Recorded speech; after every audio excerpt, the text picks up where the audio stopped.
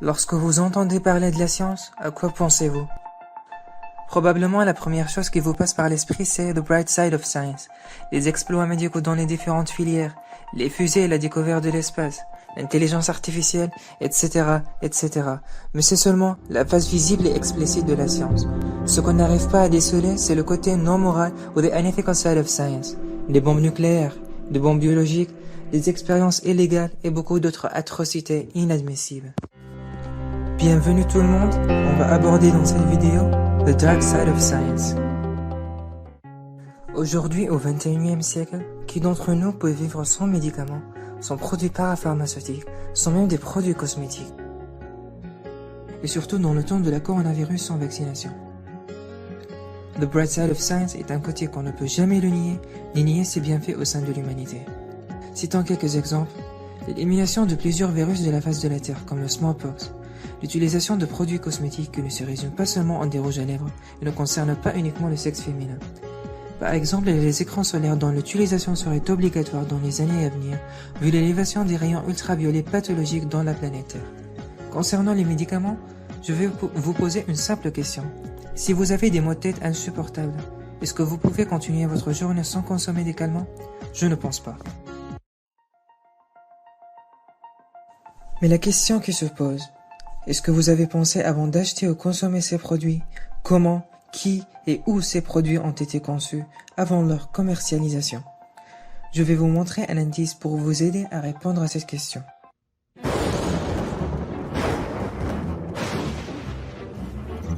Gee, Brian, what do you want to do tonight? The same thing we do every night, Pinky.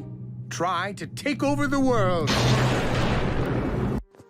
Human Society International, une organisation mondiale qui défend les droits des animaux, a mentionné qu'environ 115 millions d'animaux dans les États-Unis seulement meurent chaque année dans le processus de l'expérimentation animale.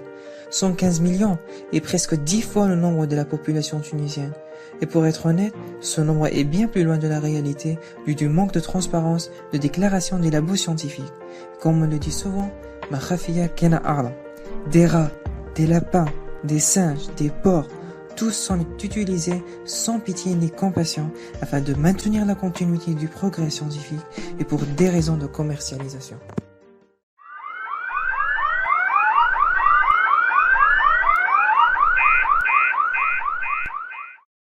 Des singes qui sont encore en période d'enfance sont arrachés de leur mère pour leur faire subir des expériences psychologiques.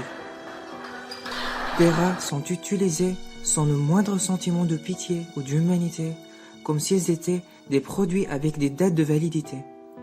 Les expériences de produits chimiques et esthétiques sont utilisées sur des lapins dont l'impact est catastrophique sur ces pauvres créatures. Alors, pour être beau, il faut qu'une centaine de lapins meurent pour fixer votre laideur, mais la laideur interne restera inchangée. Cette vidéo illustre de manière caricaturale la vie répugnante d'un lapin de labo.